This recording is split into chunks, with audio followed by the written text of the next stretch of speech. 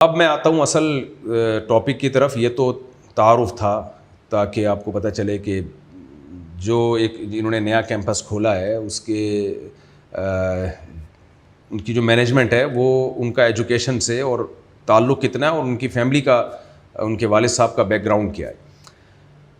آپ نے سنا ہوگا کہ دین دنیا ایک ساتھ, یہ تو علماء کے بیانات میں بھی آپ سنتے رہتے ہیں. رہبانیت نہیں ہے اسلام میں. نبی صلی اللہ علیہ وسلم کی صحیح حدیث ہے لا رہبانیت فی الاسلام, اسلام میں رہبانیت نہیں ہے.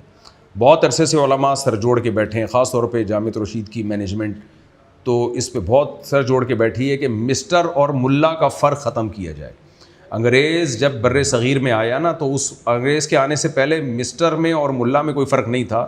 جو مسٹر تھے وہی ملا بھی تھے اور جو ملا تھے وہی مسٹر بھی تھے. اس میں پتہ نہیں چلتا تھا. میڈیکل سائنس میں جو ماہر ہے اس کی بھی داڑھی ہوتی تھی, وہ بھی نمازی ہوتا تھا, اور جو مسجد کا امام تھا وہ تو ویسے ہی نمازی ہوتا تھا. تو یہ جب گورا آیا ہے تو اس نے سارا نظام انگریزی زبان میں کنورٹ کیا. اس کے بعد سے ہمارے ٹریک الگ الگ ہو گئے, درس نظامی بالکل الگ اور دنیاوی تعلیم بالکل الگ. آج آپ دیکھیں تو یہ فاصلہ پھر بڑھتا چلا جا رہا ہے. میں مثال دیتا ہوں کہ ہم یہاں سے پنجاب جاتے ہیں نا تو خانیوال تک ساری ٹرینیں ایک ساتھ جاتی ہیں. خانیوال کے بعد سرگودا کی لائن الگ اور لاہور کی لائن الگ ہو جاتی ہے. تو ہمارے یہاں بھی ایسے ہی ہے. تو اس فاصلے کو کم کرنے کی ضرورت ہے. اس ضرورت پر تو بہت کچھ کہا جا چکا ہے اور اس کا ایک پیکج علماء نے دیا ہے کہ بھئی جتنی بھی ہمارے تعلیمی ادارے ہیں جن میں دنیاوی علوم سکھائے جاتے ہیں ان میں 70% دنیا کی تعلیم ہو, 30% دین کی تعلیم ہو. اور جو دینی مدارس ہیں ان میں 70% دین کی تعلیم ہو, 30% دنیا کی تعلیم ہو. اس طرح سے یہ فاصلہ کم ہوگا.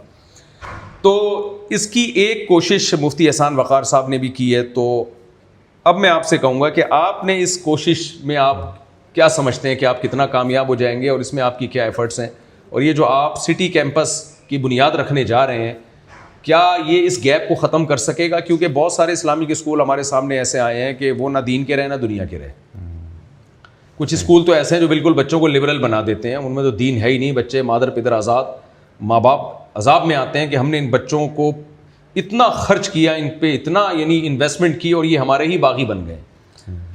تو وہ تو بالکل ایک مادہ پرستی کی طرف لے کے جا رہے ہیں. دینی اسکولوں میں چند اسکولوں کو چھوڑ کے الحمدللہ اچھے اسکول بھی ہیں, لیکن زیادہ تر کا حال یہ ہے کہ پھر اس میں مذہبی تڑکا اتنا زیادہ لگ جاتا ہے کہ وہ پھر اصلی تعلیم سے بالکل رہ جاتے ہیں. تو وہ تعلیم کا وہ معیار نہیں رہتا ان کا. تو آپ کیا سمجھتے ہیں کہ آپ نے جو ایک نئے کیمپس کی بنیاد رکھی ہے آپ اس مقصد کو کس حد تک پورا کر سکیں گے؟ جی اچھا, اس میں تھوڑا سا پس منظر بتاتا چلوں کہ یہ جو تجربہ ہے یہ کوئی میرے لیے نیا نہیں ہے. ہم نے سب سے پہلے صفا سیویئر اسکول کا قیام کیا, اس کے بعد پھر اپنا ہی اسکول ایک مینریٹ کے نام سے, جو اب ہم نے سٹی کیمپس سے دوبارہ شروع کیا, تو مینریٹ کے نام سے کیا. مینریٹ کے نام سے؟ ہاں مینریٹ کے نام سے, مینار کے معنی. اچھا. اور پھر البیرونی کی ذمہ داری جب یہاں جامعہ میں مجھے دی گئی تو اس کو اثر نو پورا ریویمپ کر کے ہم نے کیا. تو اور حفاظ پروگرام یہ ایک ایسا نیا پروگرام تھا کہ جو صفا میں ہم نے ریپڈ کیچ اپ کے نام سے شروع کیا تھا, کیونکہ جو بچہ 3-4 سال حفظ میں لگاتا ہے تو لامحالہ اس کی عصری علوم کی طرف توجہ ویسی نہیں رہتی. تو بس ایک خانہ پوری یا بالکل نہ ہو یا ہلکی پھلکی خانہ پوری سی ہوتی ہے. تو اس کو ہم ایڈریس کریں گے اپنے حفاظ پروگرام میں. اور یہاں پر بھی ہم نے اس پروگرام کا نام حفاظ پروگرام ہے؟ جی حفاظ, یعنی صرف اس میں حافظ بچے لیے جائیں گے؟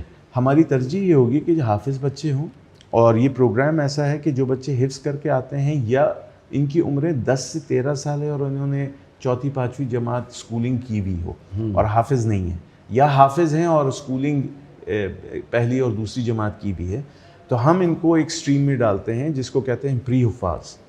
اور اس میں ہم ان کو جو سابقہ کلاس 1 سے لے کے کلاس 5 تک کا کریکولم ہے یہ پورا ایک بوٹ کیمپ کے سلسلے میں تیز رفتاری سے بہت ایکسٹینڈڈ آورز کے ساتھ ہم ان کو کراتے ہیں. تو ایک سال میں یہ 5 درجات اپنے مکمل کرتے ہیں. اچھا. اور پھر دوسرے سال جو حفاظ لیول 1 ہیں اس میں ہم ان کو عربک سکھاتے ہیں. اچھا. عربک کا تجربہ الحمدللہ یہاں پر بھی بہترین رہا. جامعہ کا جو مہد کا شعبہ ہے وہ بھی اپنی مثال آپ ہے. تو وہ اساتذہ کو باقاعدہ ہم نے انگیج کیا ہے, اور ہماری کوشش یہ ہے کہ اس سال بچہ عربک میں ماسٹر ہو جائے, یعنی فی البدی گفتگو کرنے پہ وہ اس طرح قادر ہو جائے کہ اس کو کوئی تکلف پیش نہ آئے. اور ساتھ میں میتھ اور انگلش کے موڈیولز ہم نے انٹروڈیوس کیے ہیں تاکہ 6th اور 7th کی میتھ یہ اس سال مکمل کر لیں. اچھا. آبجیکٹیو کیا ہے؟ آبجیکٹیو یہ ہے کہ یہ بچہ اپنی اسکولنگ پہ توجہ دے، جو گیپ رہ گیا ہے دوران حفظ اس کو ہم کسی طرح ایڈریس کر کے پورا کر لیں. صحیح. اور ساتھ میں ہماری کوشش یہ ہے کہ یہ بچہ درس نظامی بھی کرے.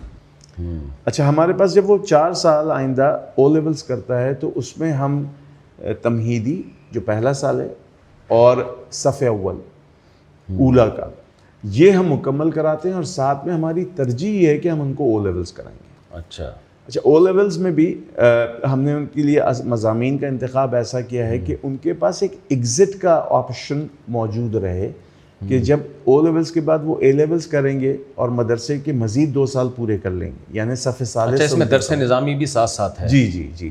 ہم یہ چاہیں گے کہ کم از کم اے لیولز تک بچہ درس نظامی کی ابتدائی جتنی مشکل نہیں ہو جائے گا اے لیول اور او لیول پہلے پھر اے لیول لیول؟ ہمارا یہ تجربہ رہا اور ابھی بھی ہو رہا ہے، اور بچوں کے جو نتائج آئے ہیں اور جو ریزلٹس آ رہے ہیں تو اس سے ہی ایک حوصلہ ہمارا بنا ہے. اچھا، کہ ماشاءاللہ بہت ہی انکریجنگ ریزلٹس ہیں، اور میں سمجھتا ہوں کہ بچوں میں صلاحیت تو بہت ہوتی ہے، اس صلاحیت کو ہم چینلائز کیسے کریں. اور اکثر یہ ہوتا ہے جو آپ نے ذکر کیا نا کہ اکثر اسلامی اسکولوں کا حال تھوڑا سا مختلف ہے. اس کی بنیادی وجہ یہ ہے کہ ہم ریسورس آئیڈینٹیفیکیشن میں کمزوری دکھاتے ہیں. یا تو ہم دین کا جو تڑکا لگاتے ہیں اور اس میں ہم جو عصری علوم ہے اس کو بالکل پس پش ڈال دیتے ہیں جی، اور یا پھر ہم عصری علوم میں اتنے زیادہ مشغول ہو جاتے ہیں کہ جو دین کی جو اصل تقاضے ہیں وہ پیچھے رہ جاتے ہیں. تو ہماری یہاں حفاظ کے پروگرامز میں کوشش یہ رہی کہ ایک متوازن کریکلم، ایک متوازن ماڈل بنائیں جس میں دین اور عصری علوم یعنی دینی علوم اور عصری علوم کا ایسا توازن برقرار رہے اور کمپرومائز نہ ہو. میں یہ نہ کروں کہ وہ ان کے علوم دینیہ پر تو ان کو بہت دسترس ہو لیکن جو عصری علوم ہے اس میں کمزوری رہ جائے. صحیح. تو کوشش یہی ہے ہماری، اور اب تک اللہ تعالیٰ نے ہماری دستگیری کی کہ الحمدللہ بہت اچھے نتائج آئیں. مینیج کرنا ہوگا، اور یہ ایک ٹرائکا ہے، یعنی اسکول، گھر اور بچہ، یہ تینوں کو اپنا کنٹریبیوشن کرنا پڑے گا. اگر وہ والدین یہ سمجھے کہ میں نے اسکول بھیج دیا اور کافی ہے تو کام نہیں بنے گا. اسکول والے یہ کہیں کہ بھائی ہمارے پاس تو بچہ 8-9 گھنٹے کے لیے آتا ہے، باقی کام یہ گھر پہ جا کے کرے تو بھی کام نہیں بنے گا. اور بچے کو بھی آمادہ کرنا ہے کہ اس کے آبجیکٹیو کیا ہے کہ وہ ایک ایسی ایجوکیشن سسٹم میں آ رہا ہے جو 2 چیزوں کا مرکب ہے، اور اس میں بڑا اچھا امتزاج ہے کہ عصری علوم بھی اور دینی علوم بھی. اے لیولز کے بعد ہماری خواہش یہ ہو کہ وہ بچہ اپنی علوم دینیہ جاری رکھے، اور جیسے الغزالی یونیورسٹی ہے یا دوسرے دیگر یونیورسٹی ہیں یہاں پر وہ اپنی انڈر گریجویٹ پروگرام پورا مکمل کر لیں. تو بائی دا ٹائم وہ دور حدیث سے پہلے آئے گا تو اپنا انڈر گریڈ پروگرام بھی پورا کر چکا ہوگا. اور یہ میں تھوڑا سا اپنے مستقبل کے حوالے سے کہتا ہوں کہ اگر ہمیں اللہ تعالیٰ نے موقع دیا تو ممکن ہے کہ ہم ہی ایسا ادارہ ڈگری ایوارڈنگ ایفیلیٹڈ کالجز بنا دیں، الغزالی سے ایفیلیٹ کر دیں، کراچی یونیورسٹی سے ایفیلیٹ کر دیں، اور ان کو وہ انڈر گریڈ پروگرامز ہم اپنے یہاں ہی پڑھائیں اور درس نظامی بھی ہم اپنے یہاں پڑھائیں. صحیح. تو ان کے پاس ایک کمپلیٹ پیکیج ہوگا کہ یہ بچہ ہے. اس میں اگر کچھ بچے ایسے ہوں کہ جو درس نظامی کنٹینیو نہیں کرنا چاہتے لیکن ان کی بنیاد میں کم از کم وہ بنیادی چیزیں ہم ان کو کوشش کر کے پڑھا دیں، سکھا دیں کہ وہ آئندہ کی زندگی میں اس کو عملاً مشق کر سکیں، اس پر اس کی پیروی کر سکیں، اس کو اپنی زندگیوں میں داخل کر سکیں.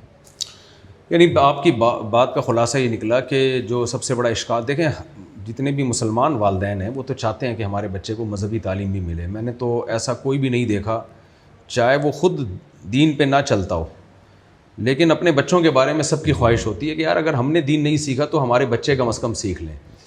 اور یہ بھی کوئی ایسے ماں باپ بھی نہیں ہے جو یہ چاہتے ہو ہمارا بچہ دنیا سے بالکل فارغ ہو. صحیح ہے نا؟ جی. تو ایسا بھی میرے حتیٰ کہ کچھ جو علماء یہ کہہ بھی رہے ہوتے ہیں نا کہ نہیں ہم نے بچے کو صرف دین سکھانا ہے، وہ بھی زبان سے کہہ رہے ہوتے ہیں، عملی طور پر وہ ایسا کر نہیں رہے ہوتے. اپنے بچوں کو بھی انہوں نے پڑھایا ہوتا ہے اور اچھا کیا ہوتا ہے، کیونکہ سوسائٹی میں سروائیو کرنے کے لیے بہرحال ضروری ہے. تو جو اس تعلیمی نظام پہ سب سے بڑا اشکال ہوتا ہے وہ یہی ہوتا ہے کہ کیا بچہ کر پائے گا. تو آپ کی بات کا بحث کا خلاصہ یہ نکلا کہ یہ ایکسپیرینس آپ کر چکے ہیں، یعنی یہ جو بچے آپ کے سٹی کیمپس میں آئیں گے یہ تجربے کی بھینٹ نہیں چڑھیں گے، یعنی ایک دفعہ تجربہ آپ کر چکے ہیں.